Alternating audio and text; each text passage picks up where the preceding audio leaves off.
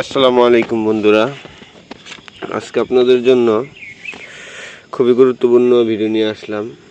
তো এখন তো আপনারা সবাই জানেন যে বৃষ্টির দিন, তো এখন গাছের যত্ন পরিচর্যা করাটা খুবই জরুরি।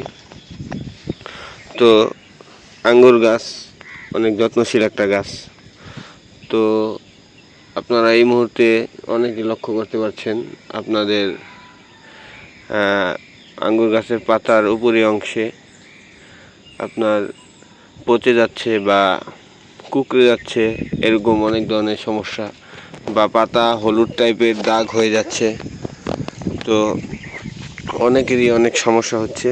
তো বন্ধুরা, আজকে আমরা এই জন্যই আলোচনা করব যে এগুলো সমস্যার সমাধান কিভাবে করা যায়।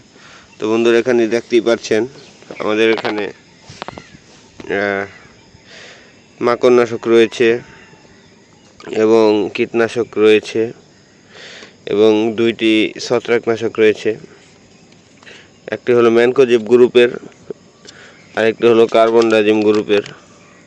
তো বন্ধুরা, আপনারা এখন বৃষ্টির সময় অনেক বৃষ্টি হবে, তো এটাই স্বাভাবিক। তো যখন আপনারা দেখতে পাবেন যে আপনার বৃষ্টি হচ্ছে টানা 2 দিন 3 দিন 5 দিন 7 দিন, আপনাদের অবস্থা অনুযায়ী এরকম, তো বৃষ্টি হওয়ার সময় গাছের যারা ছাদ বাগান আছেন তারা গাছের গোড়ায় পানি দিবেনই না। যখন দেখবেন একেবারেই পানি শুকিয়ে না যায়, কেননা এখন কিছুদিন পরপরই বৃষ্টি আসে। আর এখন ছত্রাকনাশকের ব্যবহার করাটা খুবই জরুরি। তো এখানে আমি আপনাদেরকে দেখালাম যে 2টি গ্রুপের ছত্রাকনাশক ব্যবহার করছি। একটি হলো কার্বনডাজিম, এটি হলো অটোক্রপ কেয়ার কোম্পানি লিমিটেড অ্যাটোস্টিন নামে তৈরি করেছে, কিন্তু মূল উপাদান হলো কার্বনডাজিম।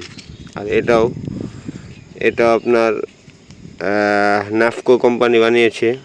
তো এটা হলো গ্রুপ হলো ম্যানকোজেব, ঠিক আছে। তো সবসময় চেষ্টা করবেন যে কোনো দুটি গ্রুপের কীটনাশক ব্যবহার করতে।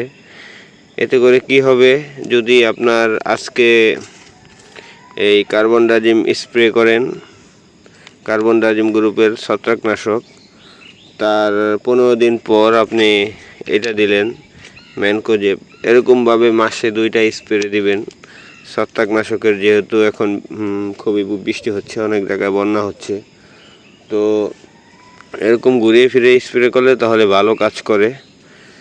আর স্প্রে দেওয়ার কিছু নিয়ম আছে, সেটা হলো আপনারা বৃষ্টি যখন আসবে, দেখবেন যে অনেক বৃষ্টি হয়েছে, তো বৃষ্টি হওয়ার ঠিক 8 ঘন্টা পর আপনারা স্প্রে দিবেন।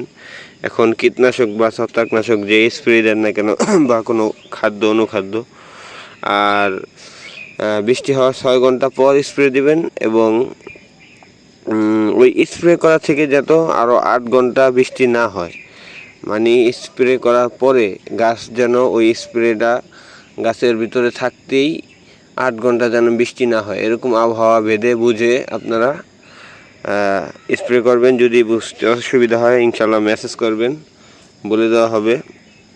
তো এখন এই ছত্রাকনাশকগুলো ব্যবহার করবেন, এবং কীটনাশক হিসাবে আমি নাইট্রো ব্যবহার করি, এবং আরেকটা আছে ইমিডাক্লোপিড, ওইটা আমার শেষ হয়ে গিয়েছে।